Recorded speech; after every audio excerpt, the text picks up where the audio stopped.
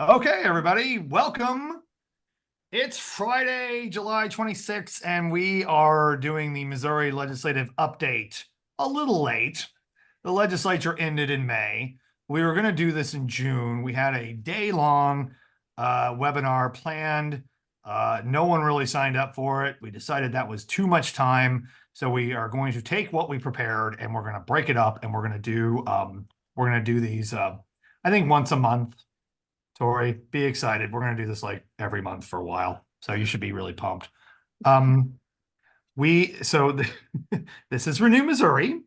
I am James Owen, and I also have Representative Emily Weber on. She is the Kansas City coordinator and outreach associate for Renew Missouri. Say hi, Emily. Hi. Hi. Okay, we're going to formally introduce ourselves here in a minute. Let me just introduce you to a little bit to Renew Missouri if you don't know who we are, which almost certainly if you're on this webinar, you do. But Renew Missouri is a 501c3 tax-exempt organization with a mission to provide clean energy access to all Missourians. We do that largely through our PSC advocacy. We do that through some lobbying with the legislature. We also do outreach to rural cooperative member owners, city council members, and leadership in municipal utilities, plus a whole lot of other stuff. You can check out everything we do at renewmo.org, and we would encourage you to get on there and sign up for our newsletter, and you'll get our updates, and you'll also get, we have a lot of like really big podcasts coming out too, Renew Gurus. So you want to sign up for that, subscribe to that on all major podcast platforms. Next slide, please. So who are we? Well, I'm James Owen. I'm the executive director of Renew Missouri. Been doing that job for 7 years. Holy cow, time flies when you're having fun. My job is to basically keep this place running. My focus is largely, I do a lot of work with just fundraising, communications, corporate governance, and I'm kind of the point person for our lobbying stuff, among other things. Emily, why don't I let you say who you are to the fine folks? Yeah, definitely. So I'm Emily Weber. I'm the Kansas City Coordinator, Outreach and Education Associate. I started with Renew about a year ago. Almost, it'll be a year ago, I think, Coming August up. 21st. Yeah. Okay, so it's coming up. Yeah. Um, and I mainly do a lot of things here in Kansas City, watching out for some of the municipality things that are happening here in our city. Mhm. Also making sure that we have connections with a lot of the organizations and kind of keeping up to date on what's happening, and if there's any fires that we need to put out. My They other try to job, gut the energy codes, right? the energy code, that's a big thing happening right now. Yes. It's still happening. Yeah. So Yeah. my other job is I'm a state rep here in Oh, Missouri. So I represent District 24, which is the Midtown downtown area of KC. And I'm not gonna lie, I think that my district is the best district in the state of Missouri. So not to be modest. not to be modest, but Well, yeah. some of my committees I serve on as an elected official, I'm the ranking member in the Agriculture Committee. I serve on gen laws, utilities, and also Hmm. economic development. Interesting. How long have you been a state rep there, Emily Weber? 4 years. I 4 am years. running for my third term. Are you up for you're up for election this year? I Yes. am up for re-election. Yeah. If Well, okay. anybody knows, I mean, there's an election going on, so please vote August 6th. Please vote on August 6th. If you're in Missouri, there's a lot on the ballot. There's a lot of, well, kind of just to get into it a little bit, in Missouri, we have a House and a Senate. We have a bicameral legislator. You have 163 state reps in the legislature. You have 34 state senators. You have 24 right currently. Well, you've had some people leave. Before some people got appointed to stuff, we had 24 Republicans and 10 Democrats in the Senate. What's the number in the House, Emily? What's the Oh Republican? God, I should know this off the top of my head. We are Yeah, I was hoping you 304. did. I I know didn't mean to we're put you on the spot. I know no we are three away from breaking the supermajority. So Oh, it's like I think we have like 53 or 54 or something like that yeah, I right now. think 56 might be what you need to. Yeah. Maybe if you had So 57, you would be no longer have a supermajority, which I mean is basically like like basically it's a veto override thing. Isn't that what that's based on? 100%, yeah. So so I know we are three away right now from breaking that. And I'm not gonna toot my own horn, but we will break that this this election cycle. So Oh, okay. we will definitely be breaking that supermajority.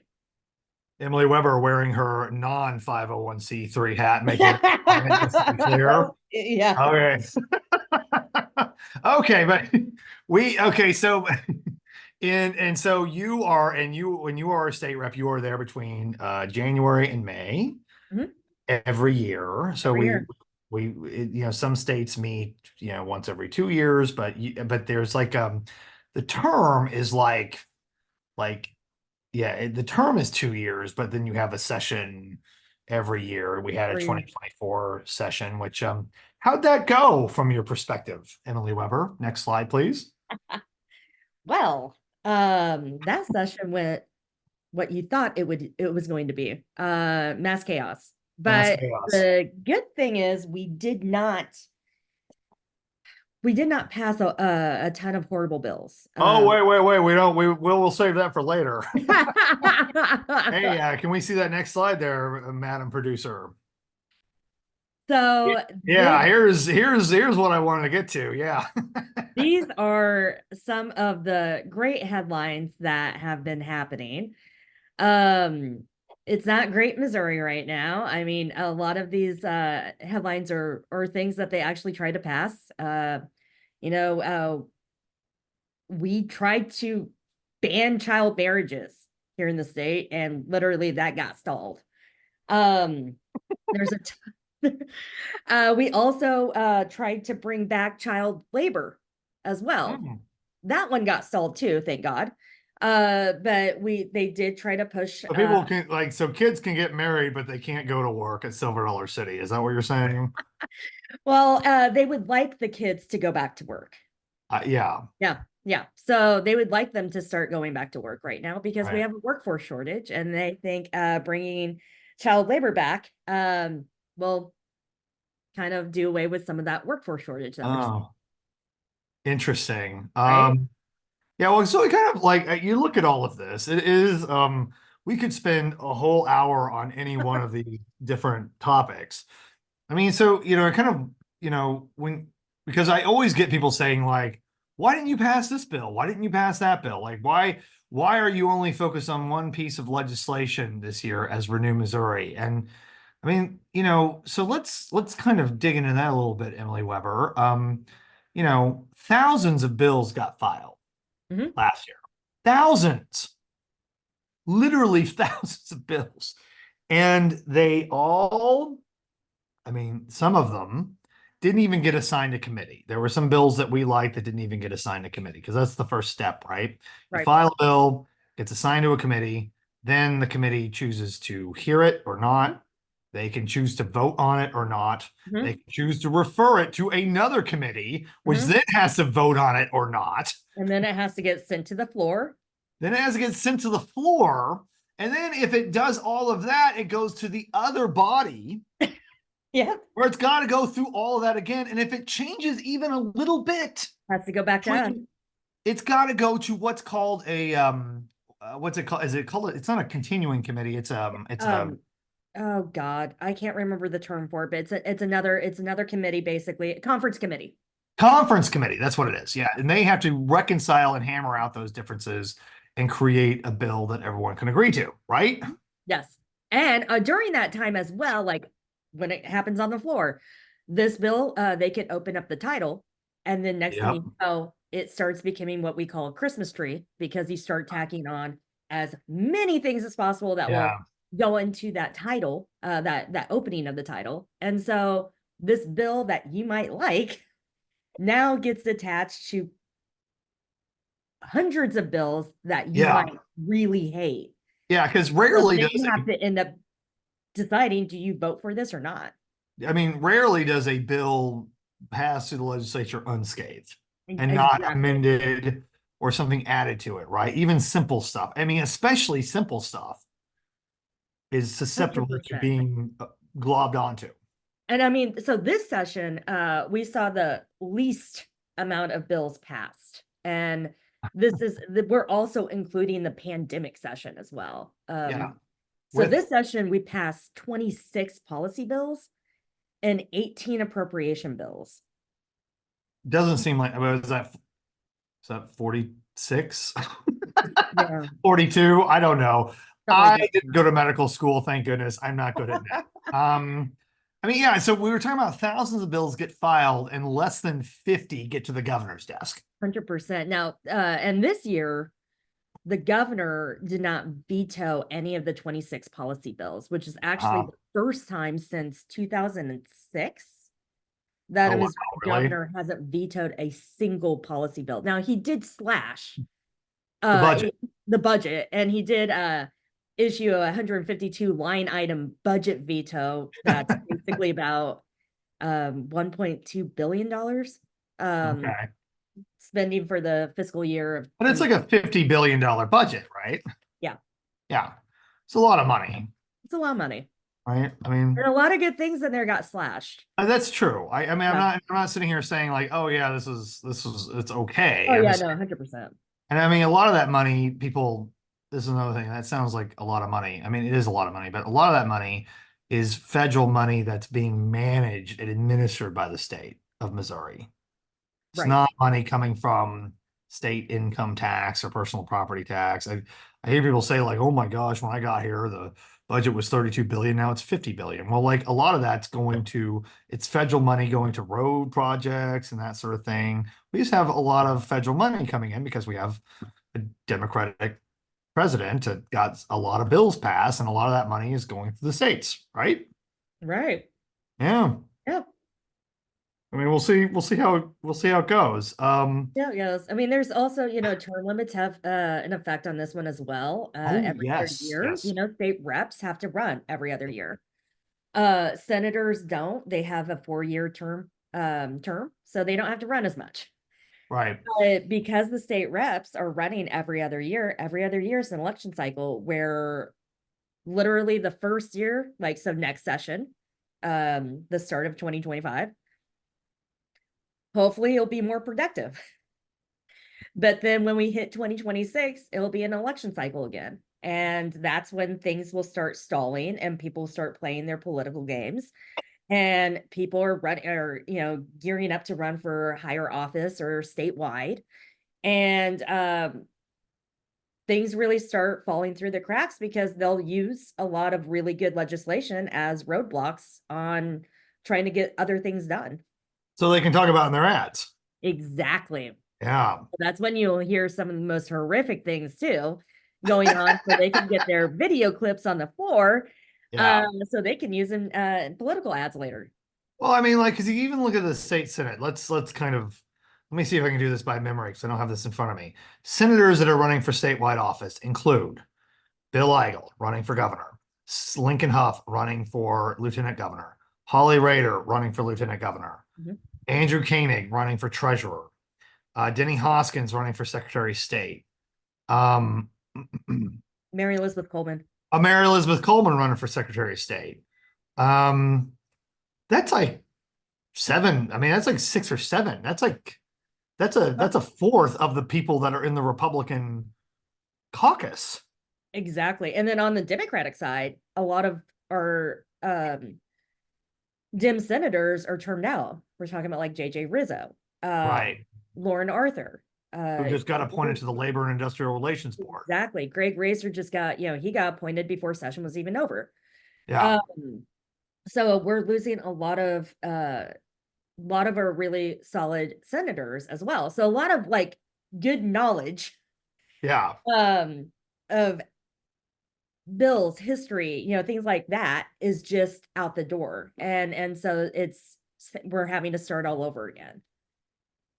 Yeah. Well, I mean, that's the problem. I mean, that's one of the big problems with term limits, right? Exactly. I Every was 8 years, huh? I'm sorry. I was gonna say I was a huge supporter of term limits until I started realizing it was like, oh, with term limits, institutional knowledge goes out the Right. door. And then we have to start fresh every 2 years. Where it should be the election is the term limit. Yeah. Yeah. I mean, and then who really has the institutional knowledge in that building? It'll be lobbyists. Lobbyists. Like, I mean, I've been working on legislation in that building for over 8 years now. And I can promise you, I know probably way more about that process than a lot of the people who are actually, that's their job, Right. you Right. know. Um, and I mean, and some of those people, like, they could have been there for 30 years and they wouldn't know what they're doing because there's some stupid people in the legislature. Let's be honest. Uh, I'm not gonna say who, but you know who they Name are when you see names. them, huh? Name names. I want you to name names. Uh, but no, but no.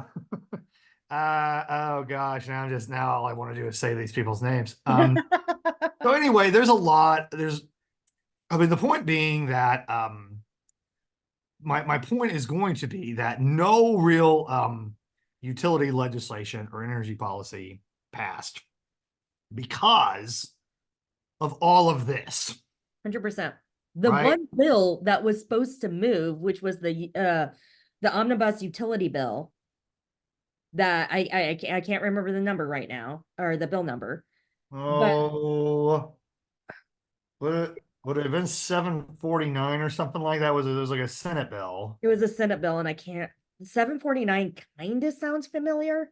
No, Uh, that's not it. I could probably find it here pretty fast. If you really want me to. This but that one, this will be great.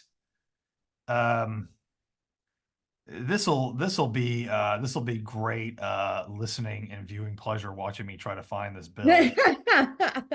I have all of this. I have all these like updates on I did all these updates for the real council, which you know, hey, if you want to sign up for the real council, that's a good way to learn all of this. but that bill though, I mean, that was supposed to be the only utility bill that passed. Yeah, We couldn't yeah. even get that done. And so that will definitely be back next session. It was 1746. It was House Bill 1746. There you go. And there was also Senate Bill 740. Okay.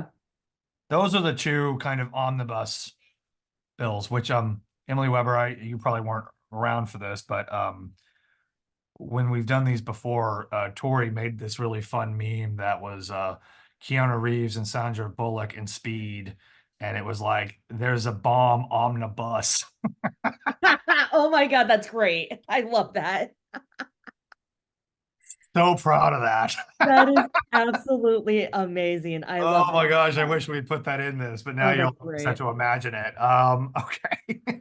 All right, James, let's move to the next slide. James, we have a question in the chat. Oh, yes, what's the question? I don't see, I don't have the chat up. I'm sorry. I can read it to you, or you can open it. It's in the Q&A, sorry. It's from Oh, Jake. oh, I see it. Okay, hold Yeah. on a second. Do you think the Missouri, it's from Jack Meisen. Oh, hi, Jack. Do you think the Missouri legislative process is broke? Why does the Missouri Constitution have to be revised for every bill that's passed? Do most of the bills written reflect the will of the people, or only self-serving for their agendas? Oh my gosh. All right, Well, let's start with the first question. And this again, we could use up the next 30 minutes answering this question. So here's well, let me ask you, Emily Weber. I mean, I keep talking, but you're like the expert on this. I mean, do you think the legislative process is broken? I don't think the process is broken. I think what the issue is we don't have any. There's too many extremists, and I'll say this: there's too many extremists on either sides of the aisle as well. Yeah, Because what we have let's talk about the Republicans. sure. There's no more really moderate Republicans anymore. So we have two different caucuses. We have the conservative caucus, who are aligned 100% with Trump and uh basically wanting Missouri to go back where if you do not fall in line with them, they want you out. Yeah. And if they do not get their way, they will cause the most ruckus if they do not get their way. Then you have the Republican Party, which is different now. So they are trying to work with the conservative caucus, but they don't always get along. And so there's so much infighting amongst them, which they hold the supermajority. So that's what's causing a lot of the disruption. Then you have the Democrats. We do have some extremists on our side as well. Yes. But I've met them. but the Democrats, the past few sessions, the Democrats, if you watch us carefully, it's kind of funny because we are able to either team up with the conservative caucus and work on either passing legislation that we both agree on, which is really weird, or stopping and blocking bad legislation as well. Or we will pair up with just the Republicans and do the exact same. And so we've been able to actually block a lot of bad legislation because we can work with both sides, because we know we have to work with the Republicans in order to pass or block something. And we've been able to actually use our voice and kind of have more leverage now.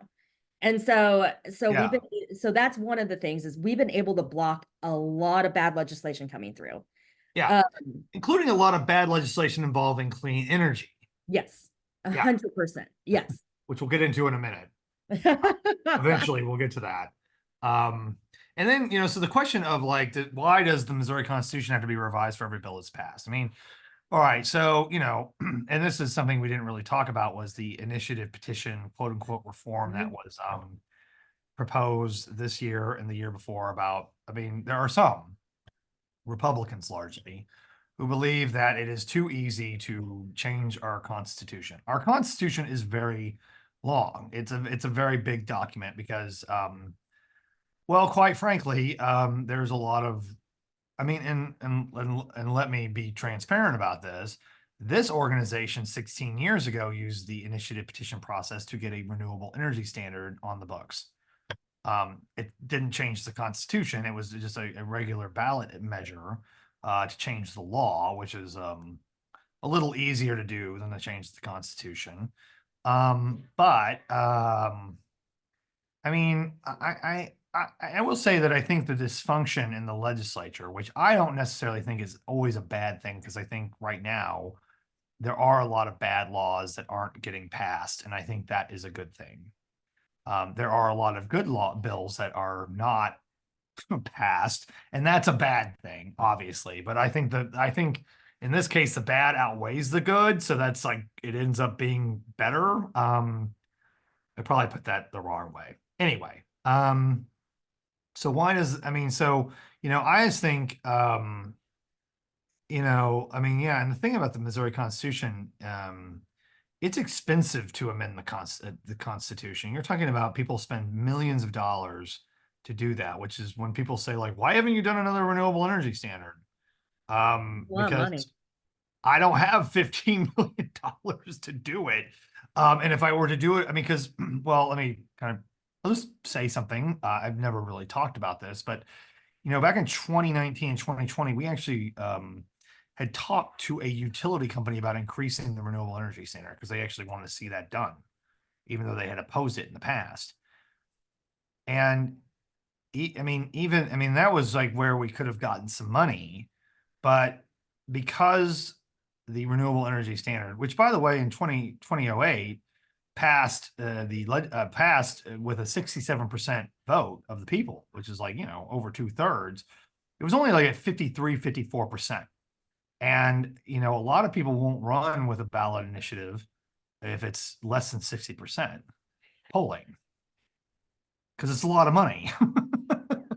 So, and let me tell you something, in early 2020, when we decided not to run a ballot initiative and start gathering signatures in the winter and spring of 2020, boy, that turned out to be very fortunate that we had not done that, because that would have been a disaster.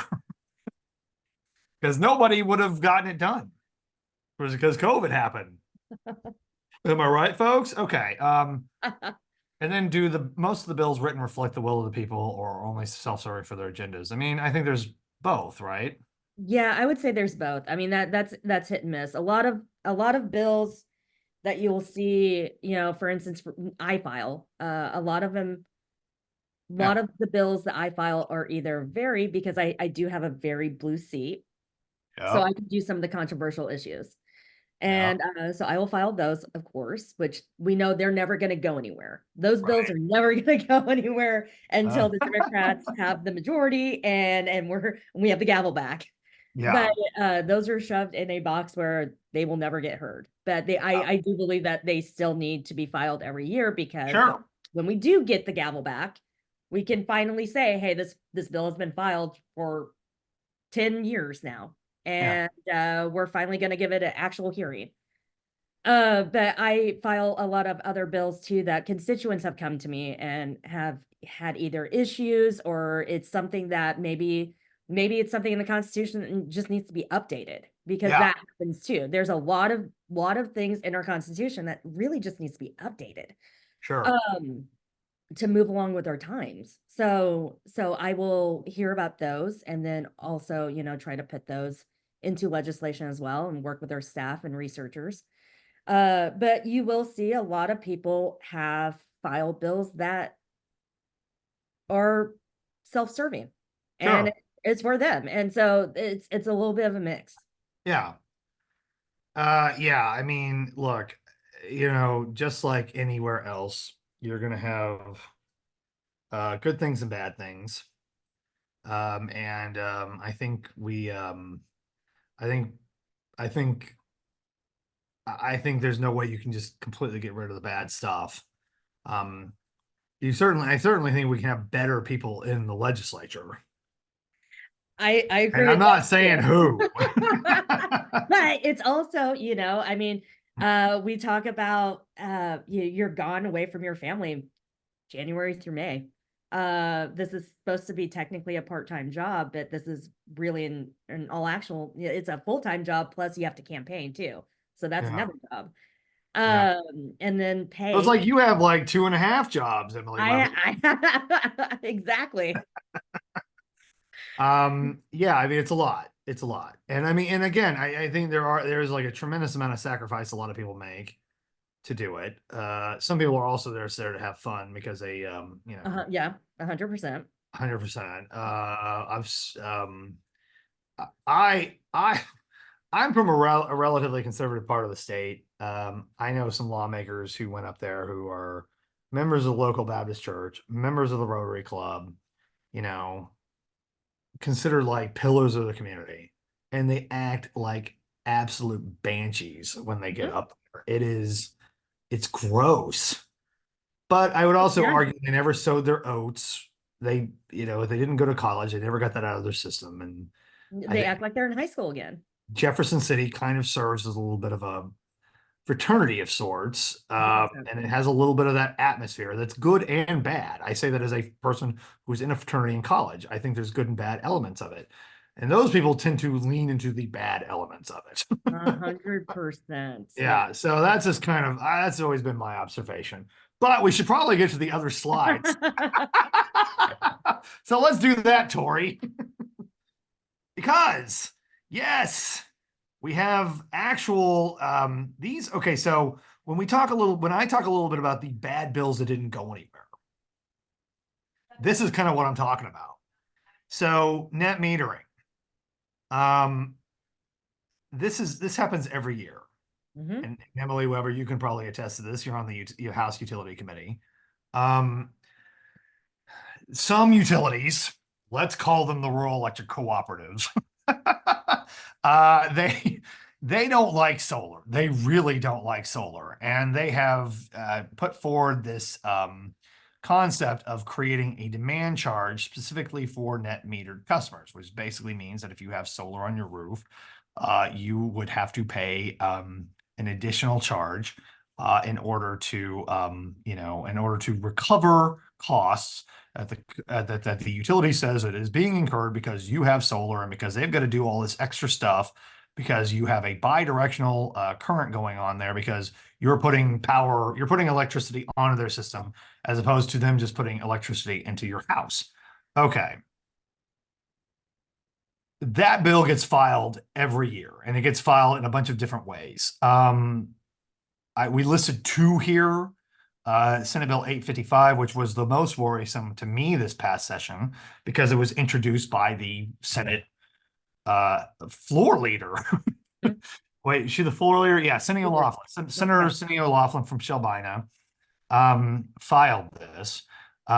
It basically it would be a demand charge, and it would and it also required any residential battery storage to be installed to operate separate from the distribution system, which was also going to be enormously expensive for anyone to do.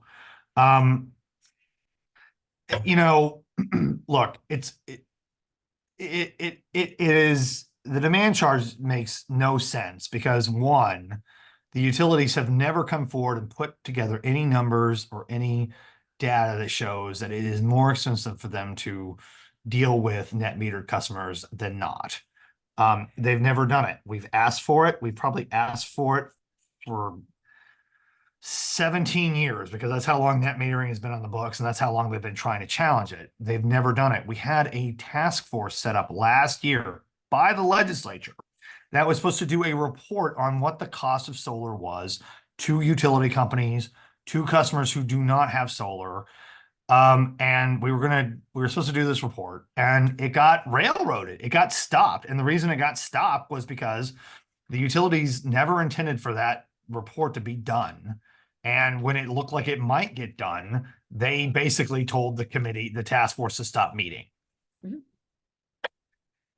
I'm probably not supposed to be saying that, but I'm just going to say it now because it's just annoying to me that happened and they're still pushing this dumb legislation. Now, the other thing, too, I want to point out is, and this is to Senator O'Laughlin and Representative Schulte's credit, because Representative Schulte also submitted a similar bill. Every year, there's usually a new lawmaker that files these bills. And that's because after the solar energy industry and solar customers are done explaining to the sponsor that indeed, in fact, this is a problematic piece of legislation, they start looking into it and realizing like, oh yeah, you're right, this is not good. And so then they get mad because it's essentially what they will tell us is that, oh yeah, the utilities lied to us about what this is doing. I am not saying these two specifically said that. I am saying pretty much every lawmaker who has ever sponsored one of these bills ends up not sponsoring it again because they feel like it was misrepresented to them. Pretty much every one of them. So draw your own conclusions. 100%. And because next session, or because this year is an election cycle, next session we're gonna have a whole new bunch of state reps, and this. And believe me, some of them are going to hear. Again. Yeah, believe me, they're going to hear this tale of woe. Yeah. From the utility companies that spend millions of dollars on their headquarters, that give their executives hundreds of thousands of dollars a year in compensation. And they're going to be like, oh, these solar companies are killing us money-wise. Oh, just killing us. Well, how much is it costing you? Oh, it's a lot. Trust us. And that's it. And that's it. And that's going to happen again. Exactly. It's going to repeat. You know, you can say you heard it here first, but honestly, it's not fortune telling. It's almost like the clock in the Capitol building. It's going to happen again. Exactly. Now, what will be interesting, and I will tell you, this is kind of on my mind today and I probably made an error in scheduling this today. I don't think I was thinking about this when we did it. In one of the cooperative service territories, in Ozark Electric Cooperative Service Territory, they're having a vote right now on their board of directors, and there's a big controversy down there about the fact that the utility issued a demand charge on all their customers, which has caused their rates to skyrocket in some cases. And everybody is really mad about this. And so these challengers are going up against the incumbents. And that's going on literally as we speak. And because it just makes me think about like the reason why they had to introduce this legislation for demand charge for net metering customers is because currently right now the law for net metering says that you have to treat net metered customers like you do any other customer. That's the law. And technically you can't do different pricing for different types of customers. Like we don't have what's called discriminatory pricing in the state, which is a good thing in most cases. I guess some people would say we should have a low income rate for low income customers, but we can't do that because the law doesn't allow it. But so basically what I think the co-op down in Ozark Electric was trying to do was impose a demand charge on every customer to punish the solar industry.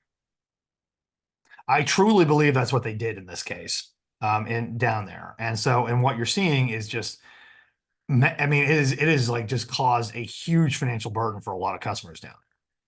And it's bad. It's a dumb policy. Demand charges are not useful. Okay. That's just on my mind. I got that off my mind. Okay. And we'll know how that election goes here in a few hours.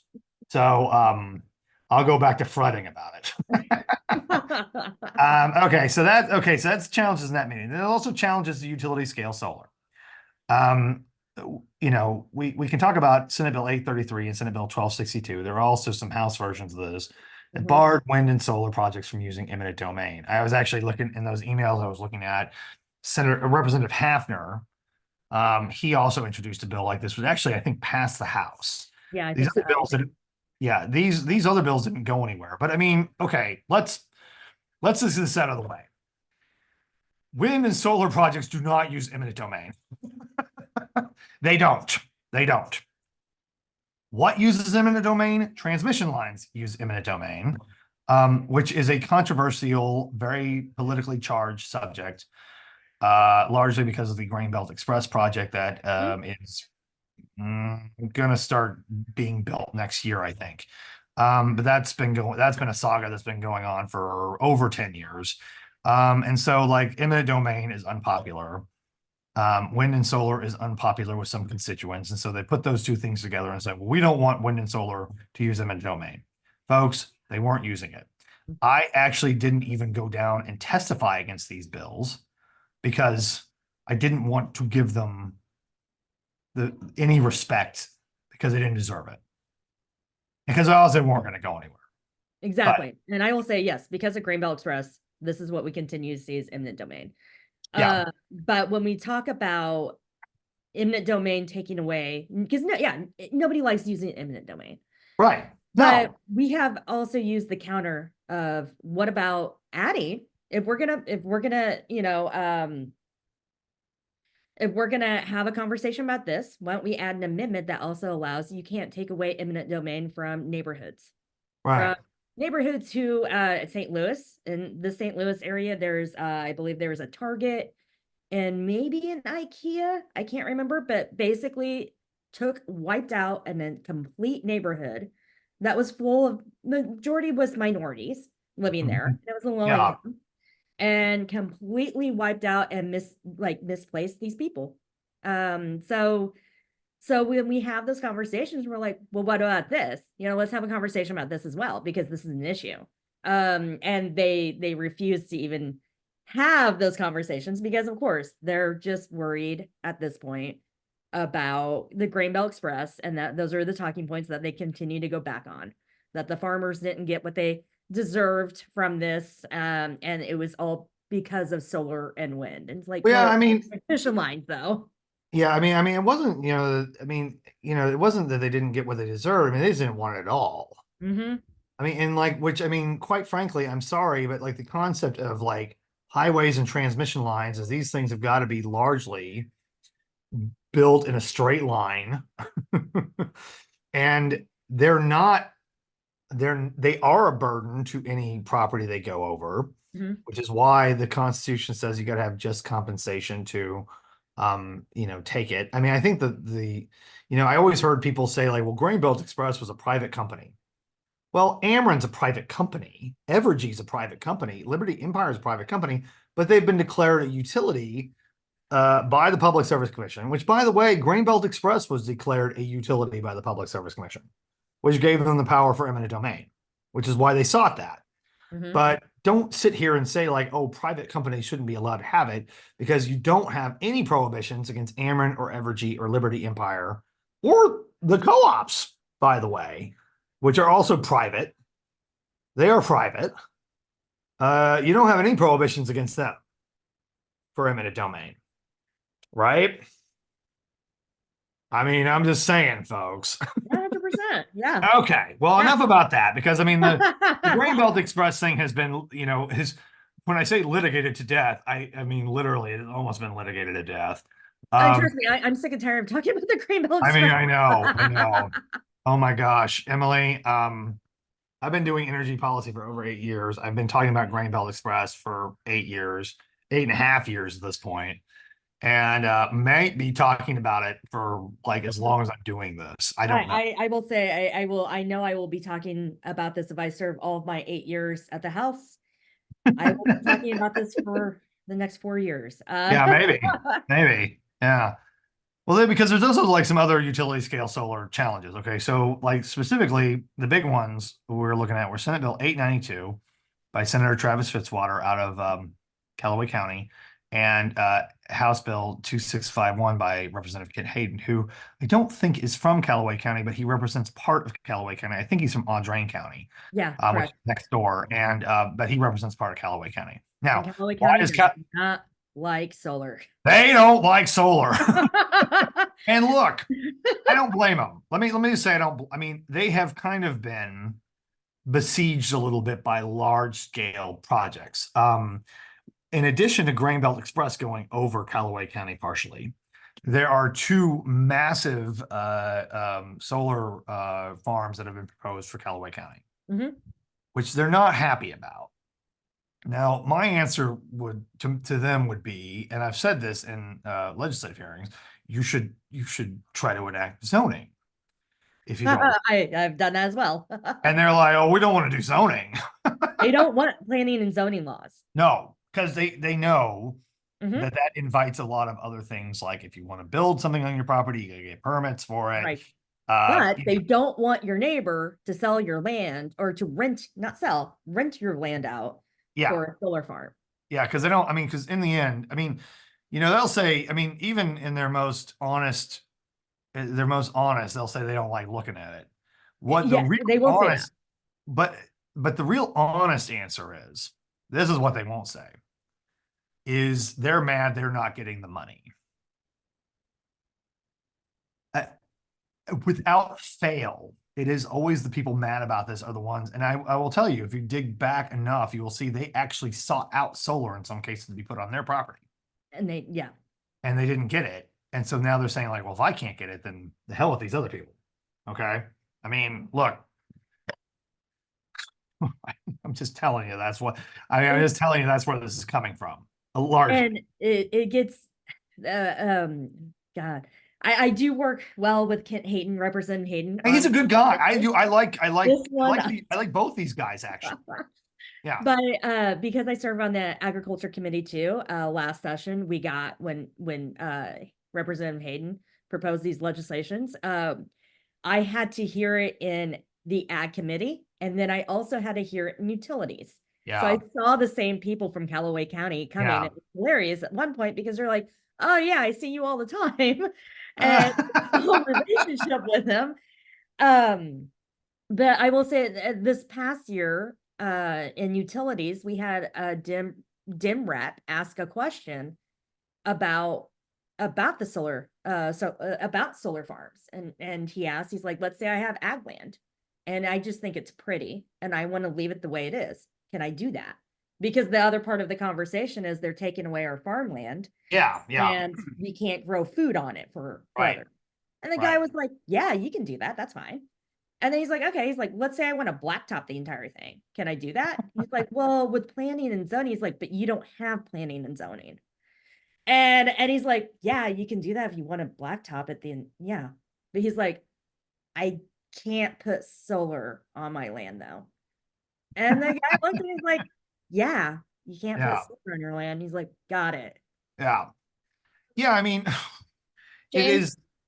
Yeah. I just hop in and say it's 12:50. So I know, but didn't we okay. get started like at 12? When did we get Yeah. started? We got started at 05, so Okay. Yeah, I was okay. Yeah, I know I want to leave time for questions. I guess what I would just say is we have a lot of verbiage on these that talk about taxes, you know, like counties being able to have veto power over the Public Service Commission. And also a prohibition on from solar impacting more than 2% of farmland in any Missouri county. All of that was designed basically to make sure that solar couldn't get built anywhere. That's basically the idea. The 37.5% property tax assessment, if you want to know where that number came from, that is a number that has been assessed on wind projects, which, by the way, it cannot be stressed enough. The economics of wind and solar are very different, and wind can handle that kind of property tax assessment. Solar cannot. That is essentially a death knell number for solar. And I will tell you, couple of years ago, a couple of sessions ago, Representative Hayden and I were working very closely on trying to come up with a solution to this. I thought we got really close, didn't end up working. And then he's kind of come back with this, crazy tax assessment. Because right now, one of the reasons that has that is an issue that's being addressed is, and we've talked about this before, is there used to be an exemption on solar equipment from property tax.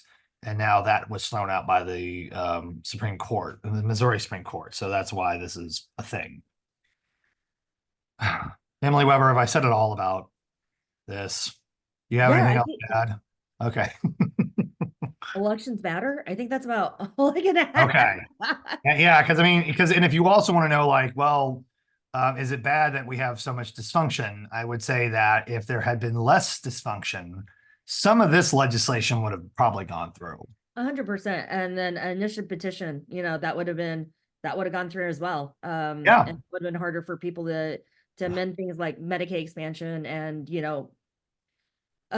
recreational and medical marijuana. Minimum wage increases. Exactly. Yeah. Healthcare. I mean, like, the list goes on. Yeah. It goes on. So we always know that there's going to be a tax on net metering. That's going to be a thing. There's going to be eminent domain nonstop now. The PSC is also another attack. So we know this is going to be happening from now on. But is that on the next slide, Tori? Oh, that's something else.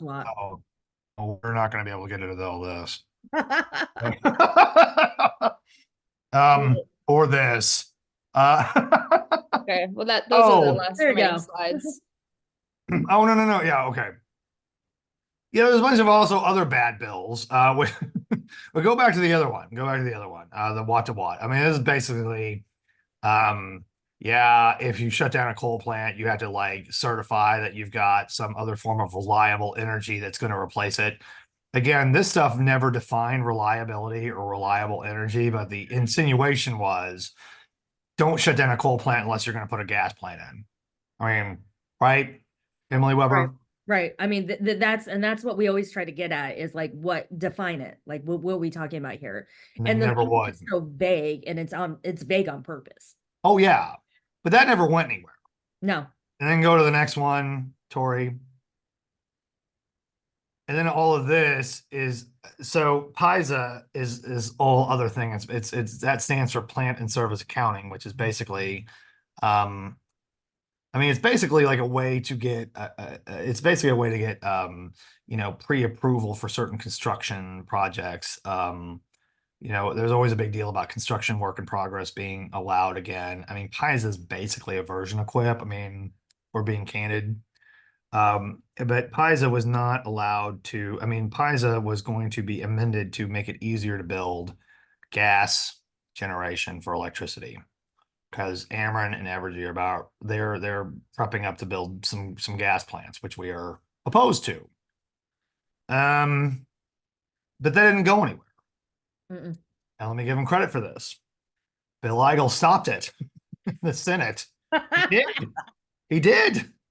He said, I'm not going to let anything involving the utilities make it easier for them to raise rates go through. And this is where it gets weird, where Democrats can Yeah. partner with the conservative caucus members and help block some stuff. I mean, this is where it gets weird. But it also gets weird here because there are some Democrats. I gotta Yes, be there fair and are. balanced here a little bit, There are. where they tend to, unions tend to just love whenever utility companies want to build anything. Because it means they get to build it, they have more jobs, they have more people working there. So generally, they are like, well, the utilities can do whatever they want.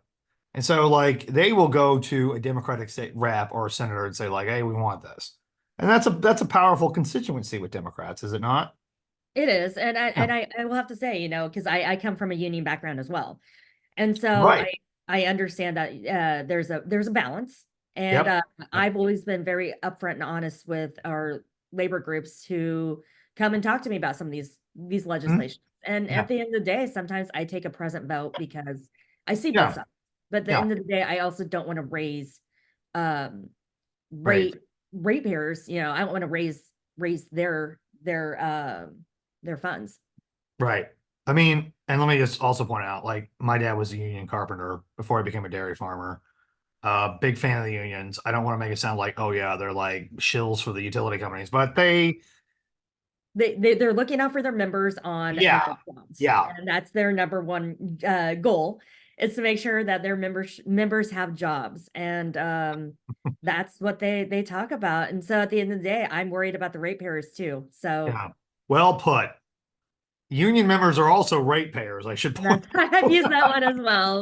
I was like, well, your Yeah, union members are getting paid well, but at the end of the day, they're spending a lot of money on their utility bills because yeah, we we filed something, or we passed something that goes on the ratepayers.